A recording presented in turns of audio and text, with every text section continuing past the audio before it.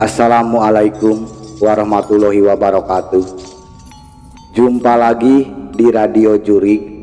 Alangkah lebih baiknya buat yang baru menemukan Radio Jurik, bantu di subscribe dan dipijit tombol loncengnya. Terima kasih.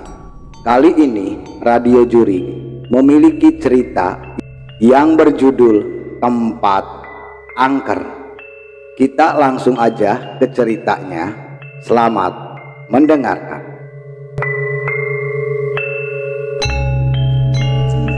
Di tengah malam yang dingin dan sunyi, aku, inisial Anita, memulai petualangan yang tidak akan pernah aku lupakan bersama dengan kedua sahabatku, inisial Rina dan Dian.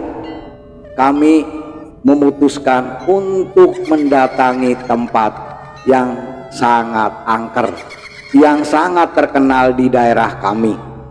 Cerita tentang tempat itu sudah lama beredar, namun tak ada yang berani untuk mengungkapkan apa yang sebenarnya terjadi di sana. Kami bertiga dilengkapi dengan kamera dan peralatan lainnya, memasuki bangunan tua tersebut. Langkah kami terhenti ketika suara langkah kaki terdengar di lantai atas. Rina menatapku dengan raut wajah pucat. "Kita tidak sendirian," bisiknya. "Kita tidak sendirian," bisiknya. Kami memutuskan untuk tetap melanjutkan, didorong oleh rasa ingin tahu yang mendalam. Saat kami menaiki tangga, suara tangisan pelan-pelan terdengar.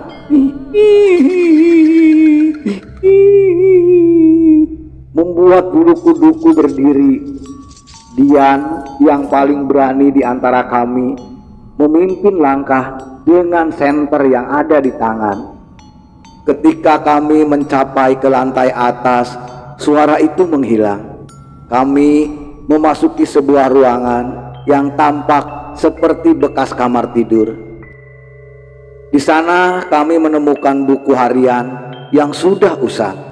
Rina yang hobi membaca mulai membuka halaman demi halaman. Buku harian itu menceritakan tentang seseorang gadis yang meninggal secara misterius di rumah itu. Semakin dalam kami membaca, semakin kuat aura mistis yang kami rasakan. Tanpa sadar, waktu sudah menunjukkan pukul 3 pagi. Jam tersebut yang disebut sebagai jam hantu. Tiba-tiba suara keras terdengar dari bawah. Kami bergegas turun. Hati-hati setiap langkah. Namun apa yang kami temukan sungguh di luar dugaan. Sebuah boneka tua berada di tengah ruangan, duduk dengan mata yang tampak mengikuti gerak-gerik kami. Rina dengan tergesa-gesa mengatakan bahwa boneka itu tidak ada saat kami memasuki rumah. Ketegangan sangat meningkat dan kami memutuskan untuk pergi. Namun pintu yang sebelumnya terbuka kini terkunci. Kami terjebak di dalamnya. Dalam kepanikan kami mencoba segala cara untuk membuka pintu, namun semua percuma. Tiba-tiba suara ketukan terdengar di jendela. Tok, tok, tok. Membuat kami melompat kaget.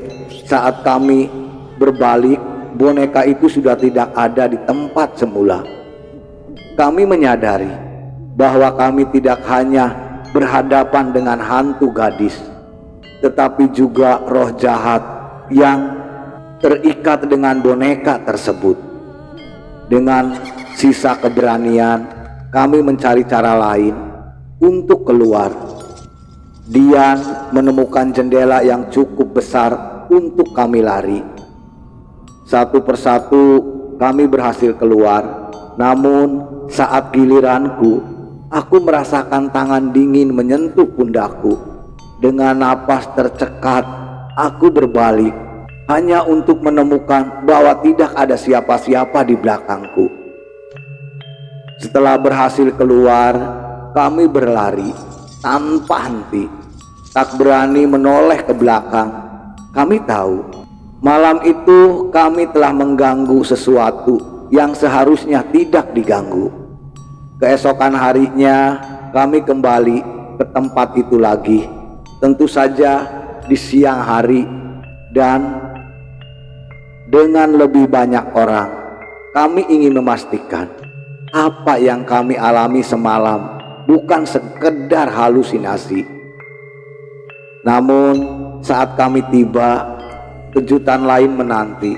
Rumah itu yang semalam terasa penuh dengan aura mistis kini tampak biasa saja. Tidak ada boneka, tidak ada buku harian, seolah-olah semuanya hanya imajinasi kami. Kami mencoba berbicara dengan penduduk setempat tentang apa yang kami alami. Seorang nenek yang tinggal di seberang rumah itu menceritakan bahwa rumah itu memang terkenal angker. Banyak yang menduga di dalamnya terdapat banyak roh yang tidak tenang. Dia juga menceritakan tentang gadis yang meninggal di rumah itu. Menurut cerita, gadis tersebut meninggal karena sebuah kutukan yang diwariskan dari generasi ke generasi dalam keluarganya. Dan boneka tersebut adalah milik gadis itu yang katanya menjadi wadah bagi rohnya. Mendengar cerita itu, rasa ngeri semakin menyelimuti kami. Kami menyadari bahwa apa yang kami alami bukan semata-mata kebetulan atau imajinasi saja. Kami telah membangkitkan sesuatu yang sangat gelap dan mengerikan. Sejak malam itu, aku sering mengalami mimpi buruk. Dalam mimpi itu, aku selalu berada di rumah tersebut, dikejar oleh sesuatu yang tidak bisa kulihat wujudnya. Mimpi itu terasa begitu nyata hingga aku sering terbangun dengan napas tersengal-sengal. Rina dan Dian juga mengalami hal serupa. Kami mencoba mencari bantuan, melakukan berbagai ritual untuk membersihkan diri dari energi negatif tersebut yang mungkin telah melekat pada diri kami. Namun mimpi buruk itu terus menghantui kami. Pengalaman itu mengajarkan kepada semua kami satu pelajaran paling penting adalah hal-hal di dunia ini yang lebih baik tidak diganggu. Sejak itu kami tidak pernah lagi mencoba mendatangi tempat angker. Kami hanya berharap apa yang telah kami ganggu malam itu telah kembali tenang dan membiarkan kami hidup dalam damai. Selesai. Itulah cerita Radio Jurik yang memiliki tempat paling angker. Semoga cerita Radio Jurik bisa menghibur teman Radio Jurik semuanya. Alangkah lebih baiknya buat teman Radio Jurik semuanya, bantu di subscribe dan dipijit tombol loncengnya. Terima kasih.